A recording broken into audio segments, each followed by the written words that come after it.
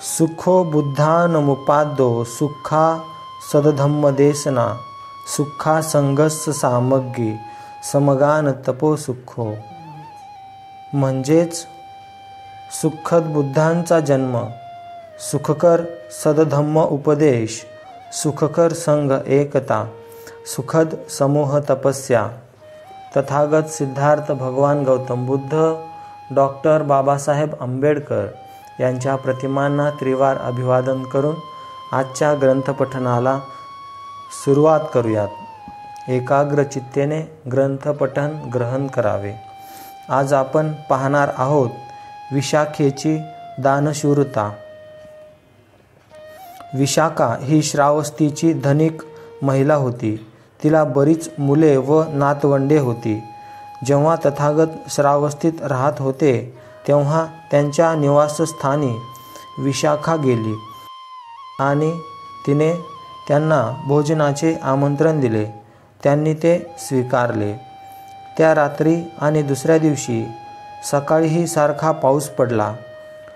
भिक्खूंनी अंग ओले राहू नये म्हणून आपली चिवरे काढून ठेवली आणि आपल्या उघड्या देहावर पाऊस पडू दिला. दुसऱ्या दिवशी तथागतांचे भोजन संपल्यावर त्यांच्याजवळ बसून विशाखा त्यांना म्हणाली, भगवान, मला आपणाकडून 8 वर हवे आहेत. भगवान म्हणाले, विशाखा, वर कोणते आहेत ते समजल्या वाचून तथागत वर देऊ शकत नाहीत. विशाखा बोलली, मी मागणार आहे ते वर उचित आणि निरुपद्रवी असेच आहेत. तथागतांनी अनुज्ञा देताच विशाखा बोलली, भगवान, आयुष्यभर वर्षाकालात भिक्खू संघाला चिवरे द्यावी अशी माझी मनीषा आहे. तसेच विहारात दाखल होणाऱ्या आणि बाहेर जाणाऱ्या भिक्खूंना व आजारी तसेच त्यांची शुश्रूषा करणाऱ्या भिक्खूंना भोजन द्यावे. आजारी भिक्खूंना औषधे आणि भिक्खू संघाला खीर तसेच भिक्खुनींना स्नानासाठी वस्त्रे पुरवावीत अशी माझी इच्छा आहे.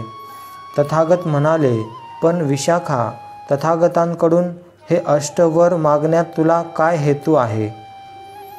आणि विशाखा बोलली, भगवान, मी सेविकेला आज्ञा केली की जा आणि भोजन तयार आहे असे भिक्खू संघाला सांग. माझी सेविका त्याप्रमाणे गेली. पण ती विहारात पोचली तेव्हा पाऊस पडत असल्यामुळे भिक्खूंनी आपापली वस्त्रे उतरून ठेवली असल्याचे तिच्या दृष्टीस पडले. तिला असे वाटले की ते भिक्खू नसून पावसात देह भिजवून घेणारे कुणी नग्न तपस्वी आहेत. म्हणून ती परतली. तिची समजूत घालून मला पुन्हा तिला पाठवणे प्राप्त ठरले. भगवान, नग्नता अपवित्र आणि किळसवाणी असते. यामुळेच संघाला आजन्म वर्षावासास उपयुक्त अशी वस्त्रे द्यावी अशी मी इच्छा प्रकट केली. माझ्या दुसऱ्या वराबद्दल सांगावयाचे म्हणजे दुरून येणारे भिक्खू सरळ मार्ग अपरिचित असल्यामुळे आणि भिक्षा उपलब्ध होईल असे गाव माहीत नसल्यामुळे भिक्षा मिळविताना वाटेत थकून जातात. भगवान, यामुळेच विहारात येणाऱ्या भिक्खूंची आजन्म भोजनाची व्यवस्था करावी अशी माझी इच्छा आहे. तिसरे म्हणजे बाहेर जाणारा भिक्खू मिळवता मिळवता कदाचित मागे पडेल अथवा जाण्याच्या ठिकाणी उशिरा पोहोचेल. साहजिकच मार्ग काढता काढता तो थकून जाईल. चौथे म्हणजे रुग्ण भिक्खूला आवश्यक अन्न मिळाले नाही तर त्याचा आजार वाढेल आणि कदाचित त्याचा अंतही होईल. पाचवे म्हणजे रुग्णाची शुश्रूषा करणाऱ्या भिक्खूला बाहेर जाऊन भिक्षा मिळण्यास सवड मिळणार नाही. सहावे म्हणजे रुग्ण भिक्खूला आवश्यक औषधे प्राप्त झाले नाही तर त्याचा आजार वाढेल आणि कदाचित त्याचा अंतही होईल. सातवे म्हणजे भगवान, आपण खिरीची प्रशंसा केली आहे. तिच्यामुळे बुद्धी तल्लख होते, भूक तहान शमते. निरोगी माणसात ती पौष्टिक आणि रुग्णास पथ्यकारक ठरते. म्हणून आजन्म संघास खीर पुरवावी अशी माझी मनीषा आहे. शेवटचे म्हणजे भगवान. अचिरवती नदीत भिक्खूंनी गणिकासमवेत विवस्त्र अवस्थेत तटापाशी स्नान करीत असतात. गणिका त्यावेळी त्यांना खिजवतात आणि बोलतात, तारुण्यात पवित्र राहण्यास काय फायदा? वृद्धपकाळी पावित्र्य राखा म्हणजे दोन्ही साधेल. भगवान, नग्नता ही स्त्रियांच्या बाबतीत अपवित्र, किळसवाणी आणि तिटकारक असणारी गोष्ट ठरते. माझा वर मागण्याचे हे प्रयोजन आहेत. तथागत म्हणाले, पण विशाखा, तथागतांकडून हे 8 वर मागण्यात तुझा स्वतःचा काय लाभ आहे? विशाखा म्हणाली, वर्षावासासाठी ठिकठिकाणी राहणारे भिक्खू तथागतांना भेटण्यासाठी श्रावस्तीत येतील आणि तथागतांकडे आल्यावर ते विचारतील, अमुक अमुक भिक्खू निधन पावला, आता त्याला काय गती मिळेल? त्यावर जशी त्यांची गती असेल त्याप्रमाणे तथागत सांगतील की त्याला मार्गफल प्राप्त झाले आहे, किंवा त्याला निर्वाण प्राप्त झाले आहे, किंवा त्याला अर्हंत्व प्राप्त झाले आहे.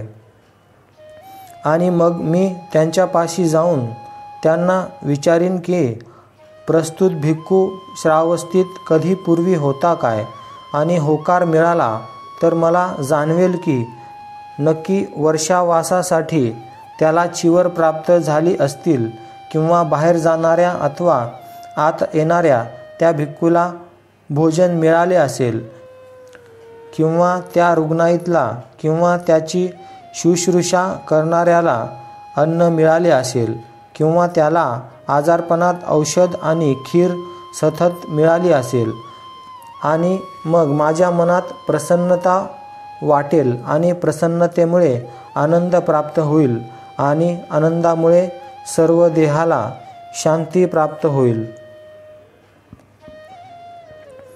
शांतीच्या प्राप्तीने सुखकर तृप्तीची अनुभूती मिळेल आणि त्या अनुभूतीने माझ्या हृदयात शांती निर्माण होईल. एका प्रकारे माझ्या नैतिक सामर्थ्याचा किंवा सप्तसंबोधीचा उपयोग केल्यासारखे होईल. भगवान, हे 8 वर मागण्यात माझा लाभ होणार होता. त्यावर तथागत म्हणाले, विशाखे, हे फार बरे, हे फार बरे की हे लाभ ध्यानात ठेवून तू हे 8 वर मागितलेस. जे पात्र आहेत त्यांना दान करणे हे सुपीक फल देणाऱ्या मातीत सुबीज पेरण्यासारखे आहे. उलट जे राग, लोभादी मनोविकाराच्या अधीन आहेत त्यांना दान करणे हे खराब भूमीत बीज पेरण्यासारखे आहे.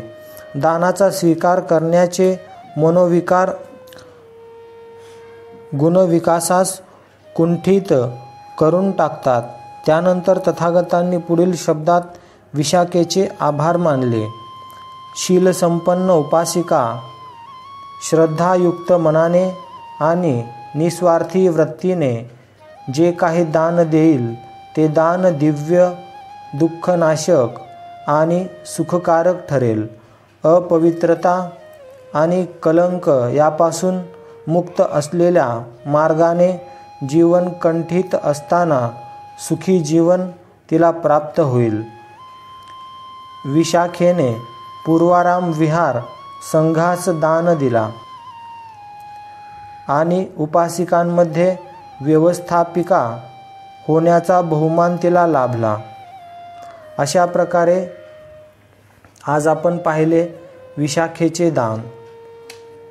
तुम्हाला हा धम्म उपदेश कसा वाटला हे आम्हाला लाईक, कमेंट, शेअर आणि सबस्क्राईब करून नक्की कळवा. धन्यवाद. नमो बुद्धाय. जय भीम.